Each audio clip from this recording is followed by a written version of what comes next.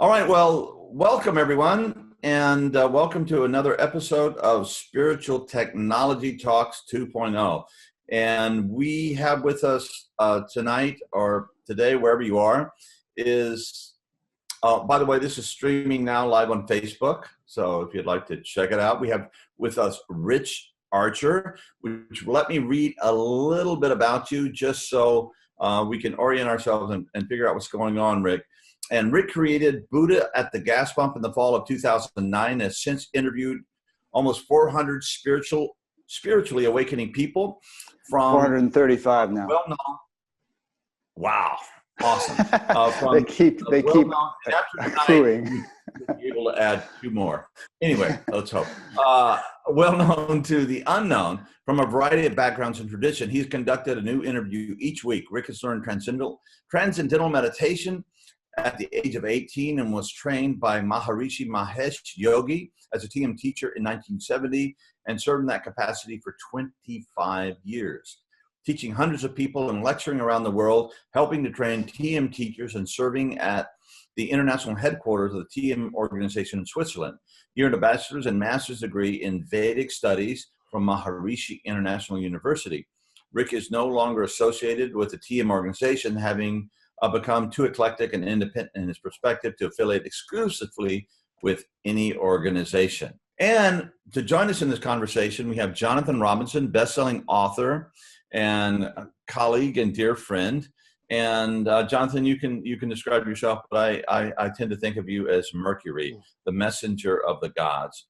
Also, Jonathan has done a lot of interviews and talked to a lot of spiritual teachers, awakened folks or awakening people, as Rick said, and he's a brilliant guy and brings so much to this particular conversation. So welcome, everyone. Oh, and by the way, my name's John Dupuy, and I'm the CEO of iWake Technologies and the author of Integral Recovery, and I do a whole bunch of things, but this is one of the most exciting things I do, and I'm really, really pumped up about this conversation because I have spent a good part of my lifetime personally journeying and looking into these questions, and I'm very, very excited to see what emerges from our conversation this evening. So welcome, everyone. Thanks. So, Rick, would you like to add anything to the introduction that I read, or should I just ask you a couple of questions and see how that rolls? That's pretty thorough. You know, I mean, I could get into all kinds of details, obviously, but why don't you just start asking questions? Yeah, well, you know, it's like, I mean, the whole idea of enlightenment. Oh my God, that is such a minefield of promise and minds actually, and there's so much going on there. And I have, you know, my early adolescenthood was spent in a kind of a toxic spiritual cult, and so I've since, you know, got through that and saw negative, you know, in the name of spirituality, enlightenment, and God, and all this stuff. How things could be twisted and people could get hurt, and how gurus and leaders and so-called enlightened people could be complete assholes and hurt so many people. And then again, there's the reality of it, okay? Then again, there's the reality of it. So, and I've experienced that in my own life, and so I've been very just very interested in this, and have taught and thought and struggled with what it really means to be enlightened, or what it really means, as Robert Walsh says, maybe to be spiritually mature. So, I mean, you've been in the game and a teacher of meditation, a practitioner of meditation. And for all the weirdness of TM, you guys were doing some really amazing stuff. You know, the meditation was really true, and there was a lot of data that came from that, and that was really good stuff. And so where do you stand after your career of, you know, being a teacher and a deep meditator and being, you know, masters and bastards and all this stuff, and interviewing and connecting with all these people? Where do you stand? What does enlightenment mean in 2018? And you know, how do we understand that? And for those of us who are looking for it, or those of us maybe kind of almost there or somewhere or in the neighborhood, what's the reality of it in your perspective? Well, I first became aware of the idea of it when I was 17, and it hit me like a ton of bricks. I was driving down the Post Road in Westport, Connecticut, three friends in the car. I was driving. The old-fashioned ice cream parlor was on my right. The Congregational Church was on my left. And a guy in the back seat was reading from Timothy Leary and Richard Alpert's book on the Tibetan Book of the Dead. And all of a sudden I realized, enlightenment, yeah, that's why we're here. And I had a pretty fuzzy idea of what it was, but I just had this, something struck me. There's something about this, you know. So I spent the next year, you know, taking psychedelics and smoking pot and this and that, sort of thinking that I was getting closer to it in some way. And I'll spare you those gory details. But at the end of the year of that, I was kind of fed up. I was sitting up late one night on LSD, reading a Zen book to kind of steady my mind. And I thought, now these guys are really serious, you know, and I'm just screwing around here. And if I keep going on like this, I'm going to ruin my life. So I thought, that's it. I'm going to stop taking drugs. I'm going to learn transcendental meditation, which was the easiest thing for me to find at that point. And I'll see what happens. So I did, and all kinds of adventures in doing that. And, you know, within a few weeks, I had gotten back into school, which I had dropped out of. And I made amends with my father, and I'd gotten a job, and you know, all kinds of huge changes took place in my life. Within a couple of years, I was teaching, and for a while there, at some months, I was the most successful teacher in the country. And I kept at it for, well, I've kept meditating since then, about 50 years now, a couple hours a day on average. And obviously my understanding of what enlightenment is has evolved, both intellectually and experientially. And I would say, just off the top of my head, a good definition of it now, and it might be, ask me 10 years from now, it might be more clear, is that, you know, there is a fundamental reality to the universe and to what we are, being part of the universe. And that fundamental reality is the common denominator of all things, sentient or inanimate or whatever. There's a ground state, as physics might call it. And the human nervous system is complex and sophisticated enough to actually get in tune with that experientially, whereas a rock or a cat or, you know, a tree might not be. And obviously most people don't do that, don't take advantage of that capability, but through various spiritual technologies, which the world has known, you know, for thousands of years, it can be achieved. And when it is, it's not like I, the individual, understand this thing, which is separate from me in some way, but it's that the essential ultimate reality wakes up to itself through the instrumentality of a human being, through a human life. And then the process of embodying it and integrating it with that human life ensues. And that can take the rest of one's life. And you mentioned, you know, gurus screwing up and all that business, you know, and misbehaving. That's a big issue with me. I'm working with some teachers on trying to formulate a code of ethics for spiritual teachers, as lawyers and doctors and, you know, other professions have, because it's kind of been the wild, wild west in terms of spiritual teachers. And people have gotten away with all kinds of nonsense and often excused it in the name of their spiritual attainment. Oh, you don't understand me. I'm beyond your meager comprehension, and it's okay for me to do these things. And I would say, no, it's not. And that misbehavior of that sort signifies a lack of development. And development is multidimensional, as Ken Wilber might say. There are various lines of development. And just because you've had some kind of breakthrough in consciousness doesn't mean you've become an ethical human being or a compassionate one, and so on. So I reserve the enlightenment term. I would use the enlightenment term very, very sparingly. It has too much of a superlative connotation for me in general. I think there are many types and flavors and degrees of awakening.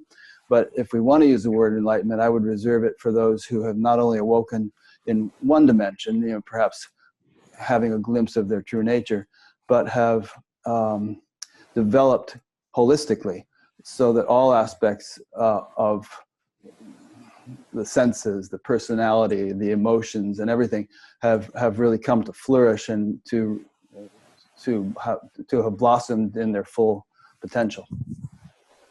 That's a great answer, Rich. I want to say that we have kind of a similar background in that I've interviewed maybe 150 teachers. You've interviewed 435. That's a lot of teachers between us.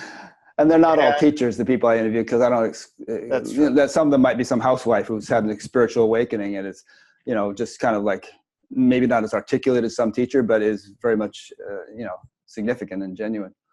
Right, right. Well, Yeah. now that you've met all these people, would you say that there is something you can say for your average spiritual seeker as to what they might look for in trying to form a mentorship or a guru relationship? What might be an upside or downside to be aware of? Because a lot of people are, you know, becoming interested in awakening and awareness, and they don't know whether they should find somebody to help them out or whether the downsides outweigh the upsides. I would say, you know, it's a very good question. At the Science and Non-Duality Conference last fall, where I met Pam, John's wife, I gave a talk on the ethics of enlightenment. We got into sort of the issues around spiritual teachers and what is or is not, you know, acceptable, and what one might look for in a spiritual teacher. But one of the main points that came out, especially in the Q&A, is that one of the most important capabilities or attributes that a spiritual seeker should attempt to culture is discrimination. You know, and there's a great quote from the Buddha where he says, you know, don't believe anything anybody says just because they say it. Even if I say it, you know, you have to really go by your own common sense and your own understanding. So a lot of times people, especially if they're kind of new to this scene, can get a little bit wowed out by the charisma or the, you know, the fame or the, you know, the hoopla around the spiritual teacher. And it's really important not to sacrifice or relinquish your discrimination. You might ask yourself, for one, you know, would I really want to end up being like this person? And if the person is misbehaving in various ways, don't just excuse that and think, well, you know, their state is so inscrutable that it doesn't make sense to me. Just, you know, really, that's a red flag. I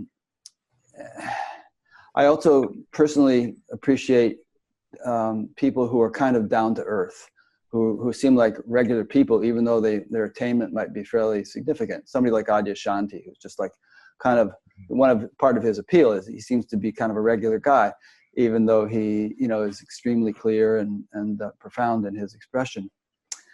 There are probably many other attributes, and also obviously there shouldn't be any kind of sexual or financial or impropriety. If a teacher, and I'm speaking from the experience in dealing with people and having to take down some interviews, but if people are like, you know, messing with your finances, telling you to break up with your wife or not to see your children, or you know, to get rid of your pets, which happened to somebody recently. She had to get rid of a parrot she'd had for 20 years to be with this teacher. You know, I would be, personally, I wouldn't be attracted to such a person. I mean, you know, to each his own, and if that floats your boat, then go for it. But this sort of crazy wisdom thing that is, you probably have heard that term, but that some teachers use as an alibi for inappropriate behavior, to me is just crazy. And actual examples of it being legitimate are probably extremely rare. And in most cases, it's just used as an excuse for lack of proper development. Or it might be mythic stories, you know, that work really well about, you know, the crazy wisdom of, you know, of Sufi masters or this or that from old. But in reality, it's usually if it, you know, and part of it, I think, is kind of, you know, the whole kind of guru thing, to think that somebody's actually perfect in all ways, and, you know, their poop doesn't stink and they don't do anything wrong and they're completely achieved on a level. It's kind of ridiculous. You're going to be disillusioned if you think that. Yeah, it's kind of a mythic, superstitious thing, you know. And so once you kind of deconstruct that, then we have to go back. Okay, let's reconstruct and find out what we really can hope to achieve. And you know, we talk about non-duality, and of course, a lot of us have had experiences of that. Those who grew up in the '60s and had drug experiences, or, you know, in the music and the psychedelia, and we went through this stuff, you know, we had those experiences, peak experiences, Maslow said. And that's a good thing. I mean, that is awakening. A lot of us did have awakening or peak experiences through that particular method. And of course, there's states, they come and they go, and we're kind of how do you assimilate that? How do you, what do you do? Do you take more drugs? Do you just kind of remember what happened? Or, there's all kinds of, really dangerous pathways you can go to. And then I think we figured out, well, we need to do practice, we need to meditate. And a lot of us got into teachers and cults and stuff like that. And well, obviously that had its issues and challenges, as you were really eloquently talking about. And so after all that, having gone through the 60s, having gone through the 70s and the 80s and the cults and the gurus and these mythic ideas of gurus, these perfected beings coming to a rational, basically, culture and saying these things that were obviously ridiculously not true according to their behaviors and everything that were going on. And then you'd have to not turn off your rational mind in order to open up to this kind of flaky belief system. And of course, and then maybe they were transmitting some really cool states and experiences and or inspiration or teachings, but then, it was all a train wreck. And then people are just left, baffled or wounded or disoriented or cynical and all kinds of fallout from these kinds of experiences. And say that we've, being boomers who've gone through all of these years, and we've come to this thing and we're still practicing. Obviously, we still believe in this basic idea of waking up and deep spirituality as a lived moment-to-moment thing that is the kind of the pinnacle of the human experience. Where do we stand today? And I just kind of want to, both you, Jonathan, and Rick, to maybe respond or to that particular the comment that I just made. Mm-hmm. You want to respond, Jonathan? You want me to? Well, I'll start off because something occurred to me. I've been teaching workshops on this for about 25, 30 years. And I've noticed, because I get to speak to a lot of people and do a lot of workshops, that there does seem to be an acceleration happening, that people are a little bit less focused on being part of one school and a little bit more technique oriented, and realizing that there's a smorgasbord of techniques, that there's not just, Vipassana, there's hundreds of techniques, and that it's a little bit of pick and choose, where that didn't exist 20 years ago. I also noticed that, I can go into Google or Microsoft and be talking to their accounting department and give them a 5-minute meditation technique in which people awaken to awareness, whereas 20 years ago when I did that, they were not awakening to awareness. They didn't know what the heck I was talking about. So I think there's either a cultural change or a vibrational change, that people are more clear on what non-attachment, detachment awareness is, and that it's an exciting time because we're not quite so stuck with the teachings and the ideas of the past. So that's what I've seen. Good. Regarding John's points, I would say, first of all, that everybody's a work in progress, in my opinion.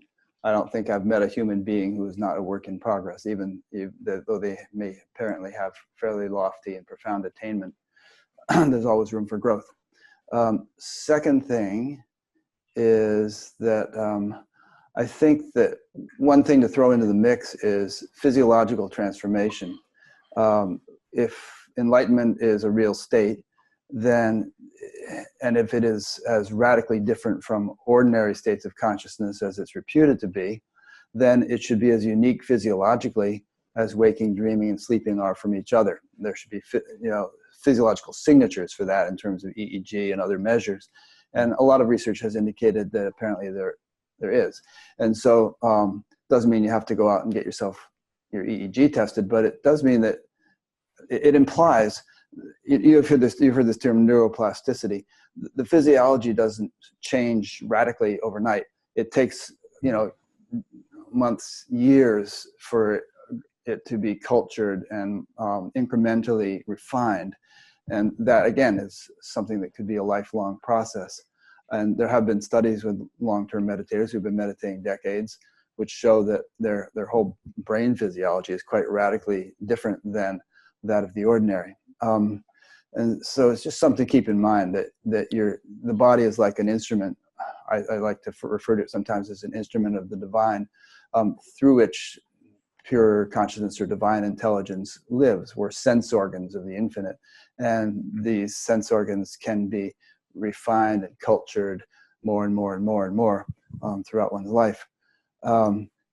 Your point, Jonathan, about something in the air, that awakenings and realizations and so on seem to be more readily available than they might have been a few decades ago.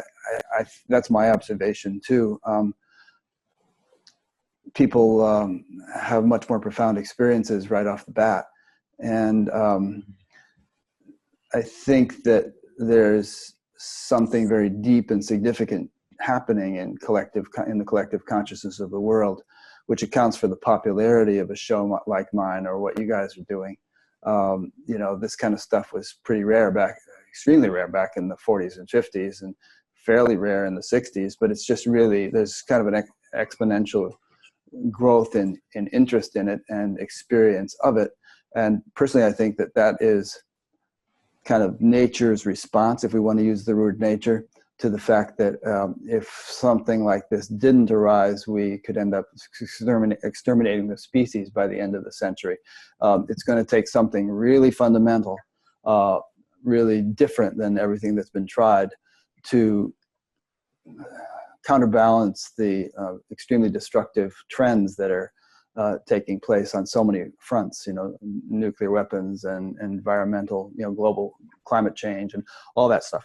So I think that there's something which doesn't make the 6 o'clock news, but which is extremely powerful because it's so fundamental. That which is fundamental is more powerful than that which is superficial, and which is going to be really changing the trends of time, and hopefully in the nick of time, and that we're going to see radical changes over the next few decades, if we're around long enough to see it. Those of us who are in our late 60s. But I'm optimistic. I'm not pessimistic about the way things are going to go. Well, you mentioned, Rick, that the advent of technology opens up a whole new avenue. I wrote a book called The Technology of Joy. It's really about how technology might help people to awaken. I think we're really at the very beginning stages of that. And I had an interesting experience that John and Pam were at, where I had my brain with a 16-channel EEG compared to the brain of this woman who claims to be fully awakened. And I do not claim to be fully awakened by any means, but our brain waves were the same. So right now, I think that technology isn't very good, but when you can train people to have different brainwave states or open up their heart through some different methods like the heart math, I think that's going to open up a whole new avenue of awakening. Yeah. Do you have any experience with that? I've had my EEG tested, and I have friends who are EEG researchers, such as Fred Travis and Jeffrey Martin, who's been on your show. And I'm not a scientist by any means, but I've kind of kept a layman's attention on those sorts of developments over the last half century. And I think a lot of interesting research has been done, and I think we're still probably in a very fledgling state in terms of what could potentially be done. One thing that interests me, that I was just talking about with somebody, I'm going to be interviewing Ken Wilber soon, and we were talking about this as a possible area of discussion, is the idea of human nervous system and mind and everything that we are as a scientific instrument for investigating deeper realities. Science, many scientists, I think the predominant paradigm tends to reject spirituality as being imaginary or irrelevant. And yet the human nervous system is a far more sophisticated instrument than the Hubble Space Telescope or the Large Hadron Collider or anything else that scientists have been able to build, although it doesn't have those particular capabilities. Try building a single cell, which is about as complex as Tokyo, and getting it that small and having it be able to repair and replicate itself. And we have about 1 trillion of them. Maybe it's 100 trillion. We have a lot. And in any case, what I see yogis and mystics as having been doing throughout the ages is using this most sophisticated instrument as a research tool, you could say, for probing into nature's finer realities and finer mechanics in a way that no objective material man-made instrument could ever hope to do. And I think that if we may evolve into a marriage of science and spirituality such that each one brings something to the other which it sorely needs. I mean, science needs the investigative tools that spirituality provides. Spirituality needs the rigor and the objectivity and the sort of repeatability and systematic tendencies that define the scientific method, because as we've been alluding to during this interview, a whole lot of hokey stuff can come down in terms of spirituality, a lot of very fanciful, imaginary, unrealistic things. And that should all be weeded out, and can be if we approach spiritual development in a systematic, experiential way. Yeah, and using the tools. I mean, that's what we do at iAwake. We create tools that take people into these deep brainwave states, but they're not just it's not just they're not toys just to have groovy states. They're very powerful tools of practice, transformational practice.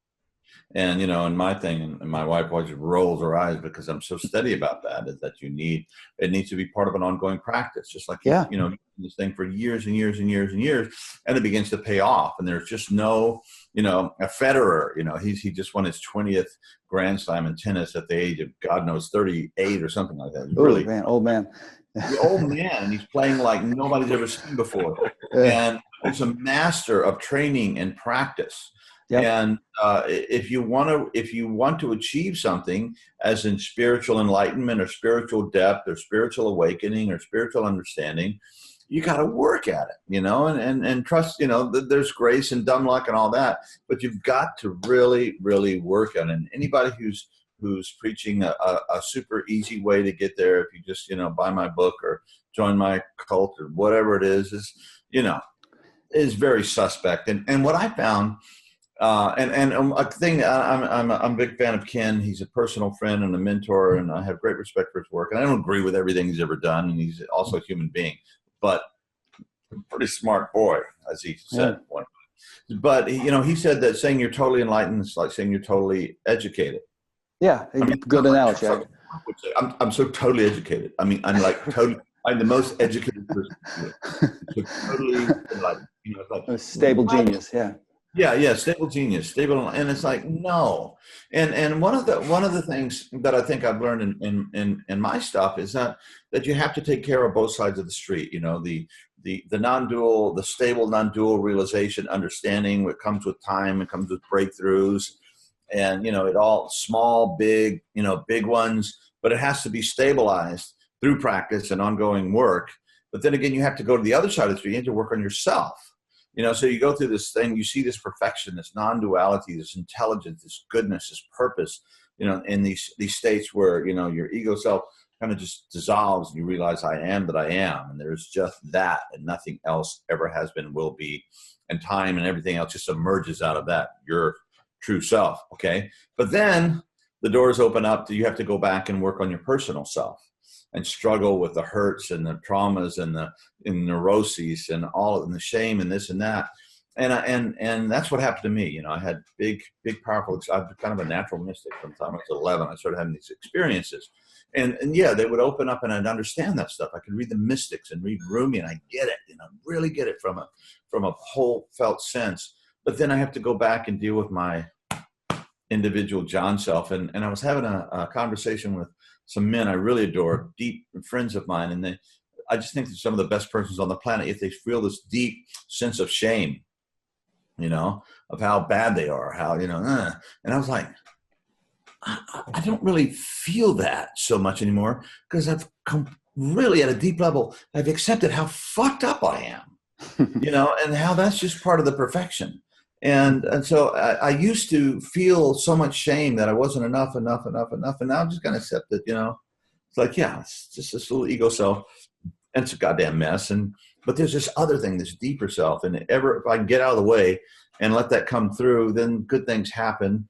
And, you know, so there's a certain humility, I think, that emerges from this encounter with essence, with deepest self, with God, with however you want to name this thing, or this experience, when we begin to blend it together with the individual work. And you can't do one without the other. You know, Western psychology without the non-dual, you know, capacity we get from the East and from deep Western esoteric mysticism also is like a dog chasing its tail. It just like never quite gets there. And the other, you know, denying the ego and saying it's not real and all this and pretending it doesn't, you're going to get your ass kicked by the ego every time. So we really have to bring that together. And I think we're making some strides in that field of endeavor. And I think that's really encouraging, and that we may be coming to a more integral, holistic way of really looking at what it means to be a human being without kind of the mythic, you know, or the existential blocks or whatever we're doing on the Western side and the Eastern side, and really bring that together. And it's taken decades, but I think a lot of progress is being made. Yeah. That's my statement for the moment. And when you say that, you know, spiritual practice can be hard work and you have to really stick to it and all that. I mean, some people love their jobs and some people hate their jobs, you know, so sometimes work is like, you know, you can't wait to get there because it's so much fun. And other times you know, in other jobs, other people, you just dread going. But for me, spiritual practice has always been like the first thing. It's like, you know, I just love it. And it's always been gratifying the moment as I'm doing it and as a result of doing it. So I don't want people to have the impression that spiritual practice has to be drudgery and you have to kind of beat yourself with birch branches and kind of, you know, make yourself keep doing this odious thing, you know, for decades in order to get anywhere. It's a great ride. It's a wonderful adventure. You know, absolutely enhances your life. And if that's not your experience, then look at what you're doing and maybe investigate other things until you find something that makes you feel that way. Yeah, and I would say the more you do it, the better it gets, right? Like when you first go to the gym and you're really out of shape and you've never lifted a weight, it really kind of sucks. And you kind of have to, you know, just plow through and be a beginner and not very good at it, whether you're learning how to play the guitar or learning how to write or do any skill. But then you start making some progress, and there's gratification in that. And the more you get, you know, the better you get at whatever capacity you're developing, the more joy and appreciation that comes from the time you put in. And even there, I mean, for me, it was like from day one, first sitting, sunk into the transcendent, came out feeling like $1 million, like a huge weight had been taken off my shoulders. I was walking down Fifth Avenue in a rainstorm, feeling like my life had been transformed, and people are huddling under awnings. What's with this guy? But I just felt like I'd had this wonderful experience, and so I just kind of kept doing it. That was it. I said, all right, this works. I'm going to keep doing it. Never skipped one in 50 years. That's beautiful. Yeah, it doesn't have to be painful. You know, a question I always get asked, because I interviewed, you know, the Dalai Lama, Mother Teresa, and a bunch of people, is what have I noticed about these people that stood out, or what struck you about these people? And I want to Humility. Give you that question, Rick. You've interviewed a lot of people, and what are the things that have really struck you or hit you about these people that may have surprised you or may have really warmed your heart? That's a good question. I feel like most of my best friends are people that I have met through doing this process. You know, I've just met some amazing, wonderful people.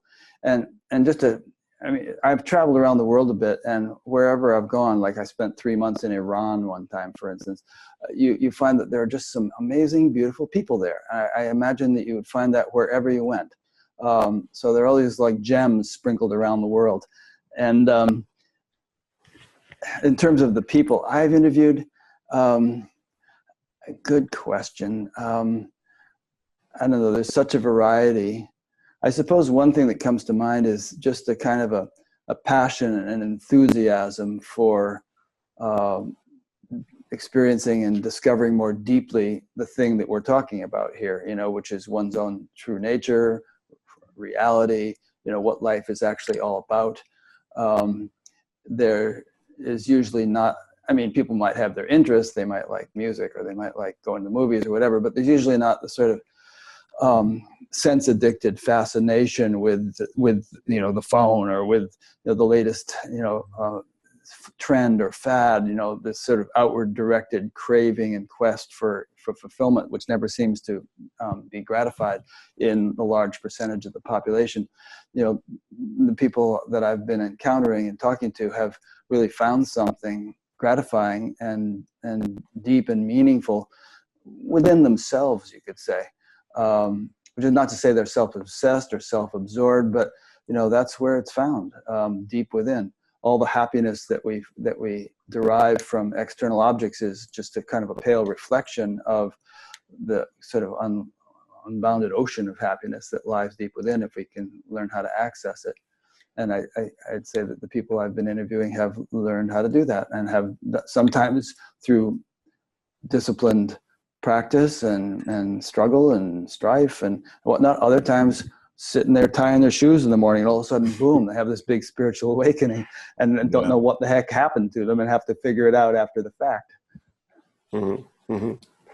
On a personal level, when people meet you, you're somewhat known now as the Buddha at the gas pump guy. What do people want to ask you about your experiences in terms of having interacted with all these people?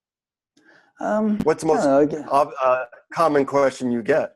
Well, they usually come up to me and say, "You don't know me, but I feel like I know you so well because I've watched you for hundreds of hours." And, I find that sweet and endearing. And, fortunately, my wife is very, doesn't let this stuff go to my head for a moment. I don't know what people want to ask me. They ask me the kind of question you've just asked me, and I give the kind of answer that I just gave. But I guess one thing that kind of comes through in my answer, and reflecting on it a little bit more, is there's a heart connection that we're having this conversation here, and we've never met each other, but there's a kind of a kindred spirit sort of heart connection that we're probably all feeling, and that's a beautiful thing. And as you begin to culture that within yourself more and more, you begin to feel it everywhere with everyone. You're going through the supermarket checkout line, and you just love the checkout person. And our local supermarket is, which is really nice, employs people that are sort of, what would be the word, learning impaired or something, who obviously have some kind of developmental problem. And, and you just feel all this sweetness and love and compassion, and not a sense of superiority in any way, because fundamentally we're not superior. We're all just sort of expressions of the same divine intelligence playing different roles in the great kind of cosmic game of things. So you can see I'm just talking and riffing along here. I'm not sure I'm answering your question, but these are the thoughts that come out in response to it. Mm-hmm. Yeah, very nice. And maybe I don't know, some things that I would look for is kindness, compassion. I think humor, being able to laugh at oneself and laugh, is something that might be an indicator. But also, I'm a student of the Enneagram. And I know I'm a counterphobic 6, so when I talk about spirituality, I practice.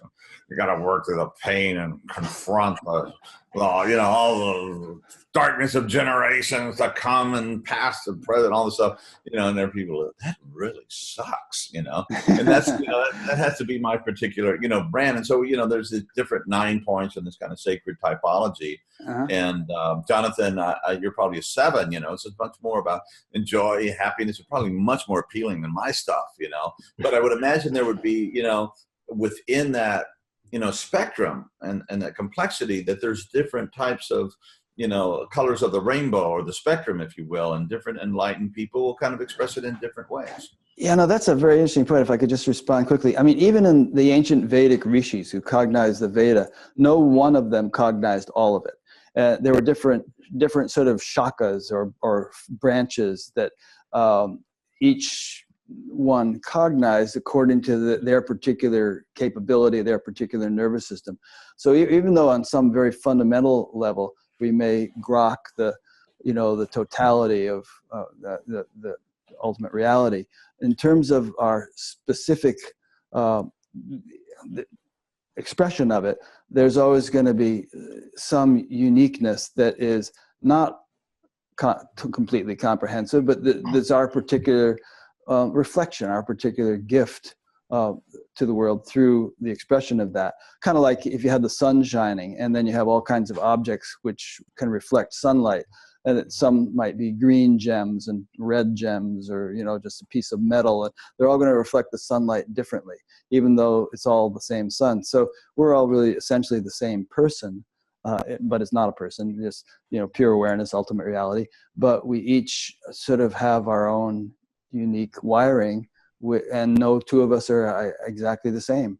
And each of us has our own inherent worth. And I'm not just speaking of the 3 or 4 of us, I'm speaking of all 7 billion of us. And every single one is, I think, precious to that. If we want to speak of God, which I don't mind doing, precious to the divine, and has an ultimate destiny that is really glorious, even though it might not seem glorious at the moment in many cases. Well said. I found that when I was interviewing people, I couldn't necessarily tell what their religious background was when I asked them how they personally find peace within. That everybody had come to through experimentation, learning what allows them to step on their own heart and move forward in opening their heart to a spiritual awareness. And I'm wondering if you have found the same as well, that the ways people do this are incredibly individual, so much so that it's a personal thing. It's not a Christian thing, a Buddhist thing, a Muslim thing. It's I tried a lot of stuff, and this is what did it for me in my own being. Have you found that to be the case as well? Yeah, I think that has to be respected. I mean, there's the tendency to think that everybody should believe what I believe, I think, is a sign of spiritual immaturity. And it's sort of an insult to God in a way, because God is obviously not a one-trick pony. God loves diversity. And by God, I just mean that divine, even divine doesn't define it for us, but that sort of all-pervading intelligence, which is obviously, to me, orchestrating every particle of creation and every vast galaxy and cluster of galaxies. The whole thing is just one big mass of intelligence, doing its thing. And there's so much diversity and so much kind of mystery and marvel that to try to dumb it down to, this is the only way and everybody has to do this is just, it's really a reflection of personal insecurity more than any valid point. As one feels insecure and experientially ungrounded in one's own belief, no experiential foundation to it. So one tries to achieve security by imposing it on others as well. Join my club. It's not quite working for me, but if we all do it, then maybe it'll be better. So I really kind of honor and respect whatever people feel is effective for them. And maybe some people are going to stick with something for a lifetime. All power to them. Maybe they want to be a Hare Krishna all their life or whatever, or a Mormon, or maybe they're going to just move from thing to thing to thing as they experiment and see what really works for them. And that old analogy of it's better to dig one deep well than 10 shallow wells or something. Well, how about using 10 tools to dig one deep well? And it may be that you'll pick up a variety of tools as you kind of explore this whole field, and they'll all prove to be somewhat, important and useful in your quest. Yeah, and Rick, you've been practicing for decades and teaching, interior practice and meditation. And one of the things I found as I guess I've been practicing religiously, disciplinedly, almost about 12 years on a daily basis. And I'm using this brain entrainment stuff that takes me down, and I think just speeds up the whole process. But I find that after a while, you pick a discipline, you practice, it seems to be working. But as you get into the deeper parts of yourself, it seems you establish the practice, and the practice begins to inform you, and the practice itself begins to teach you, what your yoga is supposed to be. at the moment, you know, and it may shift over time, but it's like you tap in and you go, oh, this is where all these guys figured this stuff out, because they were somehow deep in this deep channel where that was kind of revealing itself, and the practice really kind of begins to inform you and teach you how to do this thing. There's a deep wisdom voice, which I think is one of the, you know, maybe that's one of the things when we should talk about spiritual maturity or, you know, enlightenment, is that one is tapping into the source of the Buddha, the you know, spirit, one's own connection with the divine, and it comes from a place. It's not the discursive, you know, our brilliant linear brains and that type of intelligence, but it's a deeper intelligence seems to inform us. And it's not like you can, you know, dial it up or put a coin in the jukebox and that, you know, get God's voice or God's instruction.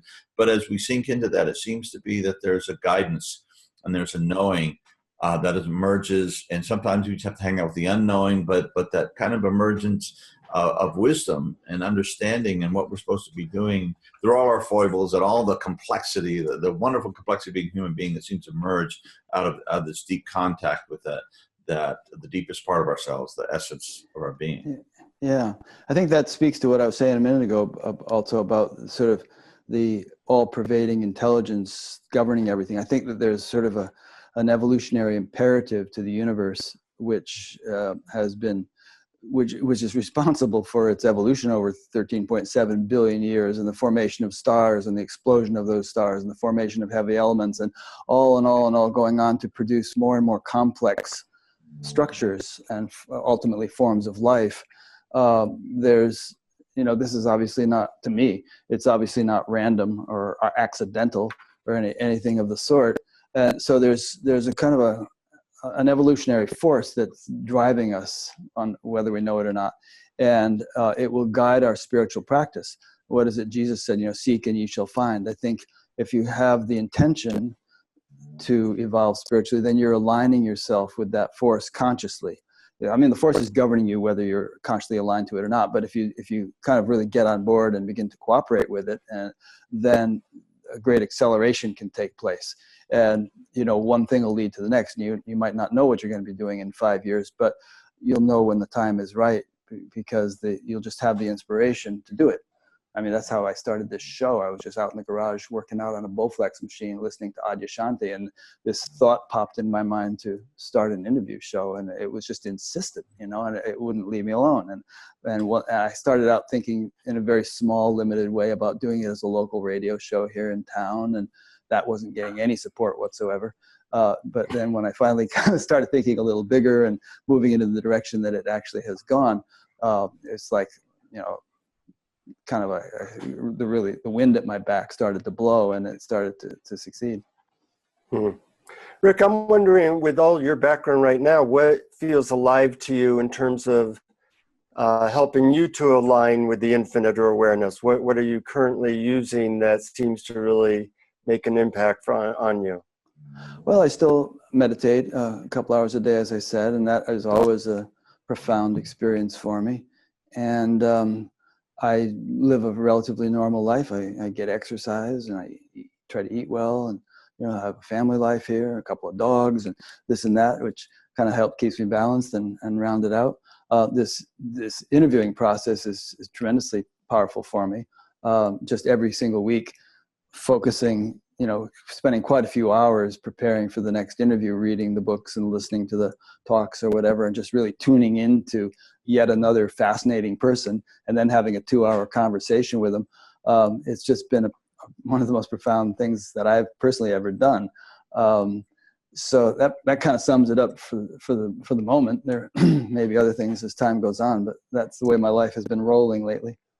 Yeah, and Rick, I would ask you, you know, I mean, you were an experienced teacher of meditation and practitioner of meditation for many years before you got this kind of inner guidance that you need to start interviewing people. How would you say that what has shifted in you from, you know, the Rick Archer before you started this project of the Buddha at the gas pump, and then hanging out and interviewing and deeply getting into the teachings and the presence of these people? Has there been a shift in your understanding of what spirituality? Yeah. Well, when I was in the TM movement, I'd say I was a little bit fanatical and kind of a little bit fixated on Maharishi's knowledge being the best and his technique being the best, and as people tend to be when they're really into a particular group. And you know, now I feel more along the lines of what I've been saying in the last few minutes, that you know, the world is a garden of great diversity and flourishing in so many ways, and there's as many paths to God as there are people. And you know, obviously there's some main channels, but you know, nobody has a monopoly or even a superiority in terms of spiritual practice. Everyone has their own dharma, their own path to follow.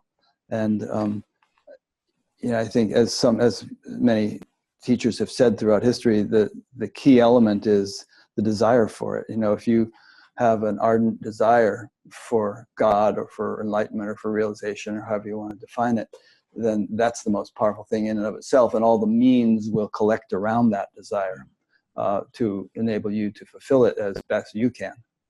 I don't know if that answered your question, but that's what came to mind. No, I just said, blessed are they that hunger and thirst after righteousness, for they should be filled. That's a great thing. And yeah, we have, exactly. I'd like to kind of open it up some questions, you know, and this is like, wow, I'm just so digging this conversation. But we do have a raised hand, and we'd like to open up if anybody has any questions. If they don't, I still have a bunch. But let's open up to the audience. I did have questions. I had a lot of thoughts as everybody was talking.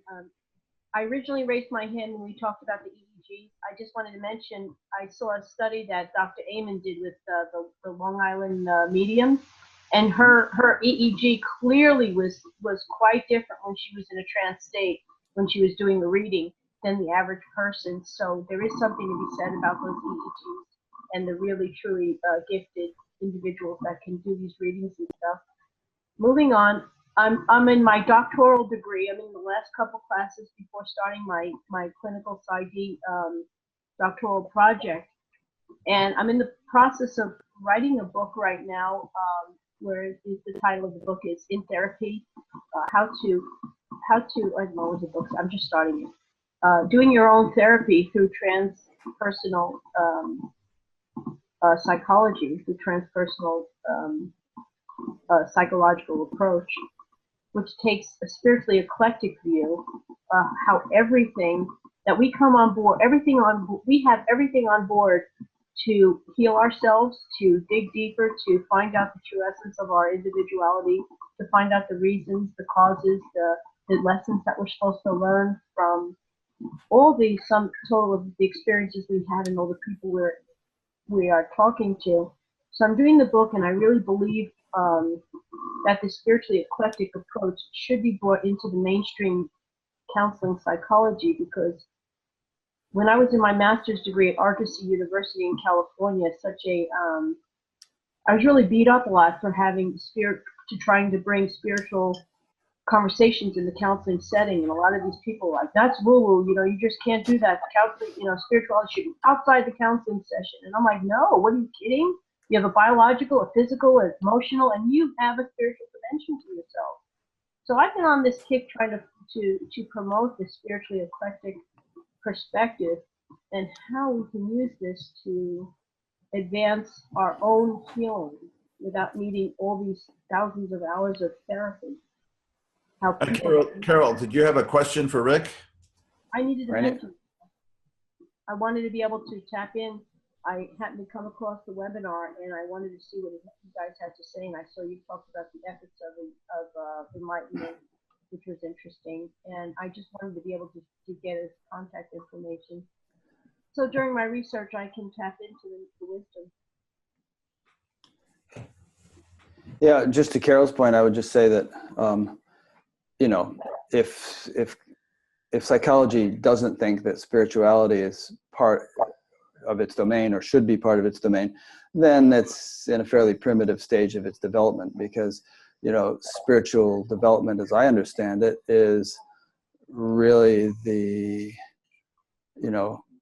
Well, it's in response to being politically correct. Like, who do you know, you can't push your views. You can't, you know, the counseling session it takes the therapist in the role of being, having some kind of persuasive power over the poor individual that's coming to therapy, and they don't want you to have any input.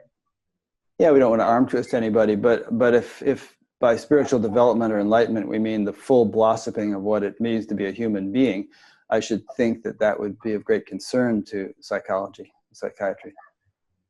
Well, it won't get paid on the third-party payment, like you won't be able to talk about that, or your session would not be reimbursed. Yeah, right. And in the 1800s, you know, train travel was considered the fastest form of transportation that would ever occur. On changing that perspective that mainstream psychology has on these spiritual perspectives. Good. Oh, Carol, thank you. Mm-hmm. Well, I had a question for you, Jonathan. I mean, you've, Rick, you've probably done more of these interviews, and I've actually interviewed quite a few people at this point. But Jonathan, you've also been a practitioner and a seeker for, you know, the major part of your life, and a teacher, etc. So, but from the time that you were, being working on yourself and having your own breakthroughs, your own satoris, your own openings, what has been your takeaway from all the highly attained or maybe people claiming to be attained, or the real, the good, the bad, and the ugly from these interviews and connections with these people? Is there anything that you're kind of that you can bring forth and say, well, this is kind of the general pattern that I'm seeing, or what I'm understanding from this? Yeah, it's a great question. People have this view that enlightenment is a place that they get to and then they have that plateau. And I think that word is damaging. We also have a word soulmate, like you find a person and then you're happily ever after. And this idea of making nouns out of stuff is, I think, very damaging. Life is a process. And the question that I often ask students or ask myself is, what practice, what idea, what method do you need now to help you take your next step? And that's always changing. One time the method was, how to get women to like me. That was the method I was really focused on. And I read books and I got focused on it. And I had spiritual awakenings the first few sexual experiences, but now I'm at a different stage in life, and it's more about service. It's more about finding out how to integrate things into daily life. When I walk to my car, can I do that in a way that reflects my consciousness? So I think people are at different places that we can't compare, but we do need to keep on asking ourselves that question from all the great wisdom. What can I do that is in alignment with where I am now to help me move forward and always be moving forward? So that's what I would say. Yeah, nice. Ken Wilber recently wrote in a book. He said that the solution to every problem is developmental. And you kind of, that's way too simplistic and everything. When you think about it, it's like, yeah, and this idea of transcending and including and accepting people where they're at, because it's not a this or that. It's not an analog, unenlightened, enlightened, sober, not sober, like in recovery, this, that, the other. There's a lot of complexity. And, but I think you bring up a really good point, Jonathan, that it begins to, on the youngster on the trail, which is just as much God as anybody else, but it's about waking, finding the experience of God, and once you kind of got that, and then, then you have to go back and, like on the vision quest, you can have I had a Native American mentor and hung out with Plains Indians and did a lot of that stuff in the vision quest, the sweat lodge, et cetera, for a lot of years. And on the vision quest, you get the vision, you get the experience, the creator shows up and shows you a vision. You go in the sweat lodge, and, you're sweating after you come off, and the medicine man's there. And, the medicine question is, will it grow corn? In other words, this great vision, how's it going to serve the people? How are you going to be able to be of service? And it's like, oh yeah. So otherwise, it's spiritual, materialism. We're just in there for the next cool experience, the next breakthrough, and the next oneness thing, the next drug, the next this and that. And yeah, well and good at a certain point, but then you got to stop being a teenager and you got to become an adult, and you have to become an elder, and so on and so forth. But at some point it stops being, just the search for personal and fulfillment and enlightenment. It becomes the outward, reaching out and service to all beings. Mm-hmm. Yeah, for a long time you're filling up your cup, and then my cup runneth over, and so the cup is full. Now it's time for it to flow on to others. Yeah, and your cup gets fuller and fuller the more you get into that flow thing. I mean, there's a balance that you have to stretch there, but I think in the work that we've been doing at iAwake, we found, because a lot of our technologies and things that we were developing in the first place were to help people develop a deep contemplative interior practice. Okay.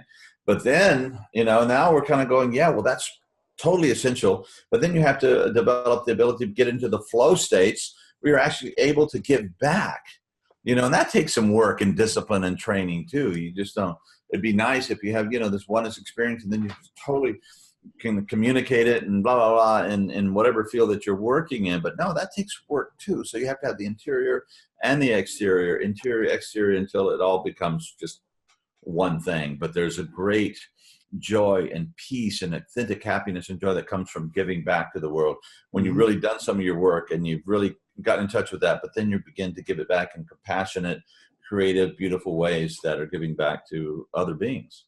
Yeah. The 10 ox herding pictures in the 10th one, the guy's happily riding into the market on his ox, to, I guess, maybe share his gifts with the people there. Yeah, we have those in our meditation room back in Utah. Those are the things that kind of surround us. And the more I look at them, the better they get. They're just beautiful. And I just got a gentle reminder that we need to start wrapping this up. And any for both of you, I would say any kind of final statements or things you'd like to leave with the people who are listening now and are going to, of course, this is going to be, evergreen. It's going to be out there for a long time. You go, Jonathan. You want to say something? Well, I want to give a personal thank you to you, Rick, because you've been at this really intensely, getting all this wisdom, surrounding yourself with it and putting it out there. And I know it's helped me and a lot of other people. And I think that's what we really need to do is science found the best minds on the planet and said, well, how do you do this? And, now we all have iPhones because some scientists figured this and that out. And by really trying to get the best stuff from the best minds on the planet and distributing it and talking about it, I think we all get a lot smarter and wiser. And I appreciate all the efforts you put into that. Oh, thank you. And you were saying earlier about how, in your experience of teaching meditation, it seems to be much more efficacious these days than it was 10 or 20 years ago. I would maybe say, as a concluding point, make hay while the sun shines, and the sun's really shining right now in terms of this being a good time to focus on spiritual development, not to the exclusion of family life or job or anything else you may enjoy, but make it part of your routine. Devote a significant amount of time to it, as you might to a sport or anything else that you enjoy, and it'll pay off. That would be my concluding words. Brilliant. And Rick, we can go to your website, Buddha at the Gas Pump, and you have all these interviews and all these conversations and stuff with all these people. Yeah. Mm-hmm. Oh, dear. If you go there, it's batgap.com, BATGAP, and there's a past interviews menu, and under that, all the interviews have been categorized in 4 or 5 different ways. So check that out. And people can sign up to be notified by email each time a new one is posted, or, there's not too much. It's not very complicated. Just explore the menus and you'll find what's there. There's an upcoming interviews page also where all the ones that we have planned are listed.